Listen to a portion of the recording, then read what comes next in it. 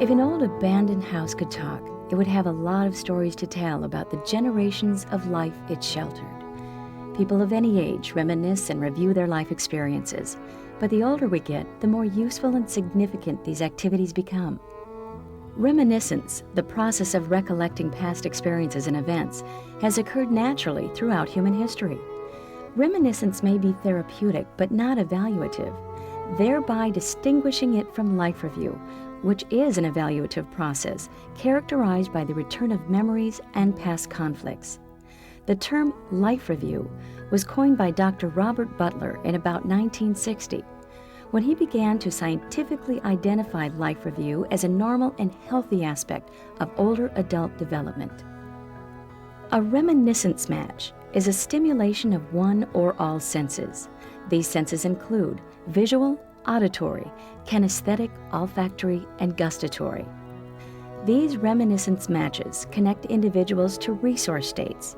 Resource states include identity, security, courage and coping skills, spiritual reassurance or connection, inner values and sense of purpose, intergenerational strengths and values.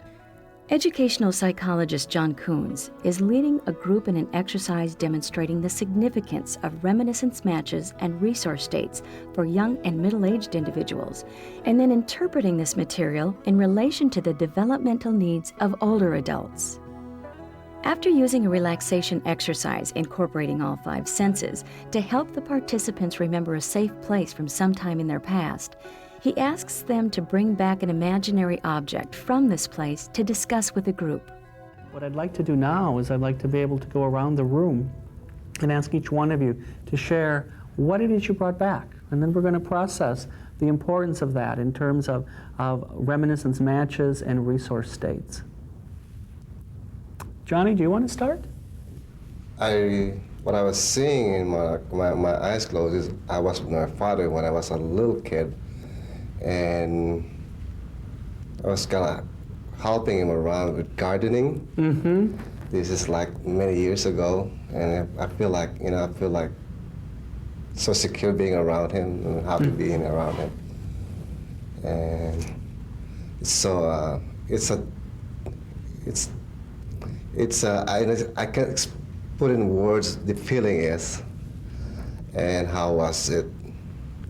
But I feel like I'm so happy to be able to see him or be close with him since he passed away many years ago too. So that's what I've experienced. I'm glad you had that experience. Thank you. And again, these are the kinds of resource states that reminiscence matches can help us find. People reminisce all the time naturally. You go to a class reunion, you go to a family reunion, people are reminiscing. That's a natural thing for people to do. Sometimes, though, people don't have the folks in their life anymore that they need to reminisce with. As we work with older people, what we can do is we can help facilitate their natural reminiscence, because that makes the most sense. That's the reminiscence that is obviously more natural and more flowing. However, when that's not possible, then we need to construct some reminiscence experiences, kind of like I did here today, or by bringing in different objects or pictures, or purposefully pulling together 2 people that used to work on the railroad and pulling them together so they're both reminiscing about railroads, or pulling together some school teachers or some nurses to talk about what they did professionally in their life, or talking about early family experiences, like you talked about your dad and gardening with your dad. We could have a reminiscence group where we bring in gardening things, and we have people start to do that. And maybe you'll find somebody else who used to garden with their dad or their grandparent or their parent, and that security can really help them. Myrna, would you like to tell us what you brought next? Yes, I brought a rock back from the Boundary Waters area. A rock from the Boundary Waters. Right. And when did you get that rock? What time in your life was that? When our children were very young, and we first took them portaging and canoeing in the Boundary Waters. Wonderful time. So your children were really young. Right, just little toddlers. And this was you and your husband then, I'm Right. assuming? And that must have been quite the vacation. Yes, yes. Mm-hmm. We talk about it often now that we're a little older. We do. Now, if some of you were looking at Myrna, what you'd see is how her eyes brightened up as she talked about this, and how she smiled, how she looked more relaxed as she talked about that being such a significant time in her life. That's so often what we see when people are reminiscing. When we've made this reminiscence match, we see those kinds of physiological reactions. I like to say people wiggle around more because they really become more animated. And when we try to construct these kinds of reminiscence matches, which as we work with older adults, we want to keep facilitating older adult development. And reminiscence and life review is an important part of older adult development. Even though we reminisce and do life review at any age, such as how many times didn't we go to school in the fall, and write that essay, what did I do over summer vacation? That's a mini life review of what we have done during the summer. As we get older, life review becomes even more important. Let's talk a little more about that rock, Myrna. And can you describe the rock? Is there a rock in particular? It's probably the size, you know, it's thick and rather flat and smooth, and maybe as round as about one orange. And the reason I take a rock, and I often take rocks if we do go camping, it is significant to me because when I was very young, 9 years old, my father died. My mother took the three of us children all over the country. And anytime we went anywhere where she could steal a rock, she would take a rock home. And when I was reminiscing, doing the exercise, and I thought, I would love to take a loon back, but I can't. I would love to take some of the sounds. What can I take back from here? And it just popped into my head, a rock. And I thought, a rock, what a silly thing. Why am I thinking a rock? And then I remembered that certainly is my connection. I was very close to my mother. So your intergenerational strengths came in there too. I think so. That it was your early adult years and family that you and your husband had developed, and you were off on this great vacation. Mm-hmm. And then when you were bringing that back here, you were able to connect with your mother because she also had collected rocks. Mm-hmm. Jean, what did you bring back for us today? My mother's hand. Really? Can you tell us more about that? I was only about 3 or 4 years old, we figure, from things that happened at that time. And we went down to the barn, and she was holding my hand to feed the little black lamb. And it was early in the morning. I can picture the whole thing. Wonderful. The dog was over here, the horse was down by the corner of the barn, the chickens were out, and that little lamb was bawing away, and my mother had my hand, one hand, and carrying her bucket of food in the other. And I remember that quite often when I'm talking with my brothers and sisters. Sounds like they're amazed because they can't even remember the black lamb very much, just that we had one, and I remember that one morning. Sounds like a wonderful memory. As you talked about it, I feel like you led me into it. I would guess that other people here may have felt the same way. Just by listening to you, I was able to kind of join that memory of yours. That's what we get to do so much with the older people that we work with. If we take that time, and it doesn't have to be any extra time, because you can include reminiscence work in your daily cares of older adults. You can include that in when you're doing bathing, or when you're dressing, or when you're feeding somebody or helping somebody get themselves organized so they can feed themselves. Whatever level of care that you're providing, you can integrate this reminiscence material into that time, and it can become so much more valuable. I really, at this point, enjoyed being able to share a little bit of what that memory was like for you, and that fabulous security and connection that you still have with your mother.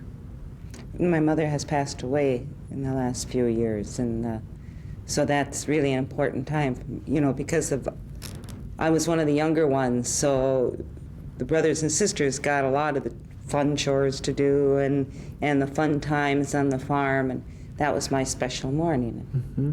The security and the connection with your mother and that you still have, even though she's gone, is really evident as you've talked, and I can see the emotion that goes along with that in your face. And I think that's so valuable. Yep, it is. It's very important, I think, to remember those times. And I use it a lot, especially if there's a few of the residents that were farmers. Wonderful. Also. And we'll sit and talk about it's time to put in the crops, now it's haying time, you know, and it's really, they enjoy it. because it's taking them back. And no, they get right into it. No, it's too late. We've had too much rain, you know. Adam, what did you bring back for us? Wasn't my first house that we lived in, but when I was a little kid, we lived in a house on a big hill. It was a really big hill, and below that hill we had a sloped yard. And at the end of the yard there was woods. It was really wooded area. And in that area there was it was kind of like a swamp. There was lots of buttercups down there, and there was a little river, and I used to go down there and play and with rocks and sticks, and it was really pretty, and I liked it down there. It was. Sounds wonderful. That security of your childhood. And it's nice to remember those things. Melanie, what did you bring back for us? I thought about when I was probably about 8 years old, and my brother and I planted a sunflower in our backyard, and it was just real exciting to go play in the yard and, you know, each week or month watch it grow, and eventually it got taller than our big fence in the backyard, and that was something that I was always real proud of, my sunflower. So growing that sunflower, and your brother planted it? We planted it together. And how old is your brother? He's 4 years younger than me. Oh, so he's your little brother. So. And do you still have a positive relationship with him? We're very close.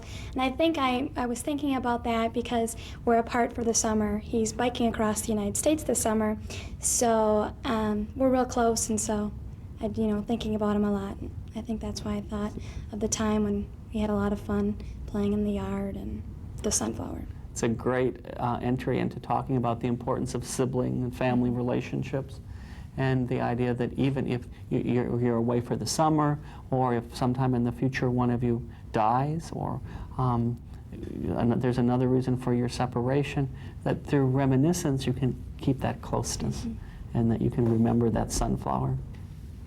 Madhuri, what did you bring back? I brought back a simple smile and gentle hug.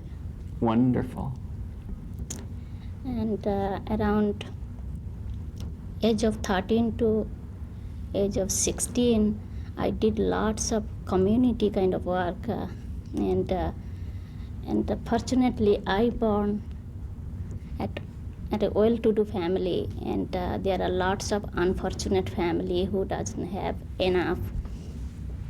So my parents taught us from the beginning, we born in this place for a certain period of time to fulfill certain purpose, and everything has to do action. In Indian way they say karma, and if you do good action, then it will be asset to your life, and if you do bad, then you will have bad consequences. So, and when I was 13, me and my brother, he was 11, we'll go to the village and rural community to help people out, like giving them food away from my family, and give them immunization, vaccination, those kind of thing. And one day, one lady was very upset because her children was sick and they could not give them medicine and something like that. And I just gave her a hug, and I just made her day, and still I remember that. So you brought back that resource that you discovered because of your own work in terms of helping others, that resource of love and care for others, and how that not only is tremendously helpful for them, but how it's so important and helpful for you. Jerry, what did you bring back for us? I brought back Wrigley Field. Wrigley Field. Wrigley Field. It was, I think I was 9 at the time. And it was a really hot summer day, and my dad took me to see the Cubs play. And he caught a foul ball, and it was from Manny Trio. So we went back, and Manny signed it and stuff, and I got to meet some of the players. And he bought me a baseball glove right after that, and I could not understand why he was being so nice to me. Well, 3 days later, he ended up leaving. So it was just that one time. So before your dad left, you had that very significant time, and that's so important to you yet, as we can tell. Yeah. I'm sure glad you have that connection with your dad. Do you have any contact with him now? Do you still have that glove? Yeah, I Good. still have the ball. Good. It's a little, the mitt's a little small. It doesn't matter though, you know.